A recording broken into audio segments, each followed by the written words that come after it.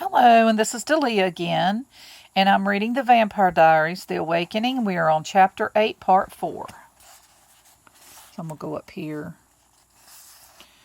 Actually, I'm going to read a little bit more. It says, he pulled up behind one of the police cars, and reluctantly Elena unclasped her hand from his. She wished with all her heart that she and Stefan could just be alone together, that they would never need to face the world, but there was no help for it. They walked up the pathway to the door, which was open, and inside the house was a blaze of lights. Entering, Elena saw what seemed like dozens of faces turned toward her.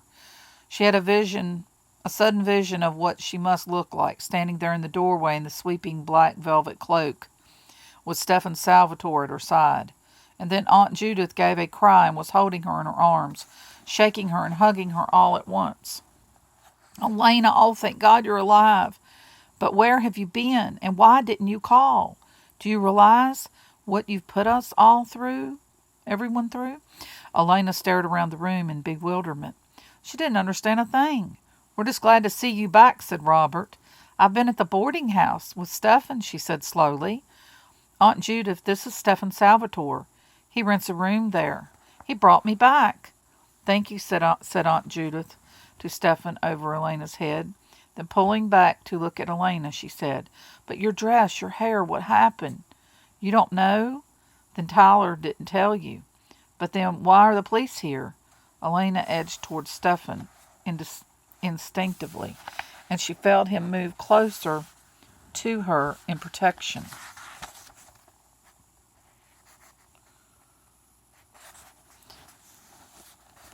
They're here because Vicki Bennett was attacked in the cemetery tonight, said Matt.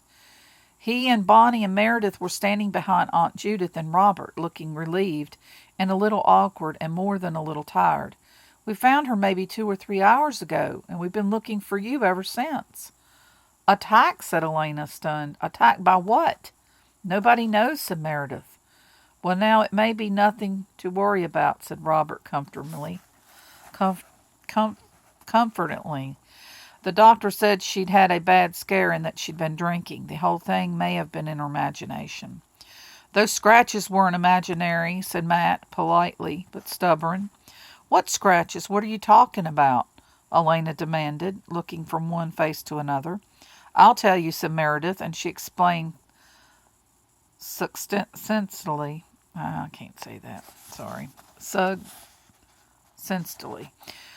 How she and the others had found Vicki. She kept saying she didn't know where you were, that she was alone with Dick when it happened. And when we got her back here, the doctor said he couldn't find anything conclusive. She wasn't really hurt except for the scratches, and they could have been from a cat. There were no other marks on her, said Stefan sharply. It was the first time he'd spoken since entering the house, and Elena looked at him, surprised by his tone. No, said Meredith. Of course, a cat didn't tear her clothes off, but Dick might have. Oh, and her tongue was bitten. What? Said Elena. Badly bitten, I mean. It must have bled a lot, and it hurts her to talk now. Beside Elena, Stefan had gone very still. Did she have any explanation for what happened? She was hysterical, Matt said. Really hysterical. She wasn't making any sense. She kept babbling about eyes and dark mist and not being able to run, which is why the doctors think maybe it was some sort of hallucination. But as far as anyone can make out, the facts are that she and Dick Carter were in the ruined church by the cemetery at about midnight, and that something came in and attacked her there. Bonnie added, It didn't attack Dick, which at least shows it had some taste. The police found him passed out on the church floor, and he doesn't remember a thing. But Elena scarcely heard the last words. Something had gone terribly wrong with Stefan. She couldn't tell how she knew it, but she knew. He had stiffened as Matt finished speaking, and now, though he hadn't moved, she felt as if a great distance was separating them, as if she and he were on opposite sides of rifting, crackling flow of ice. He said in the terribly controlled voice she had heard before in his room, In the church, Matt? Yes, in the ruined church, Matt said. And you're sure it was midnight? She couldn't be positive, but it must have been sometime around then. We found her not long after. Why? Stefan said nothing. Elena could feel the gulf between them widening. Stefan, she whispered. Then aloud she said desperately, Stefan, what is it? He shook his head. Don't shut me out, she thought, but he wouldn't even look at her. Will she live? He asked abruptly. The doctor said there was nothing much wrong with her, Matt said. Nobody's even suggested she might die. Stefan's nod was abrupt. Then he turned to Elena. I've got to go, he said. You're safe now.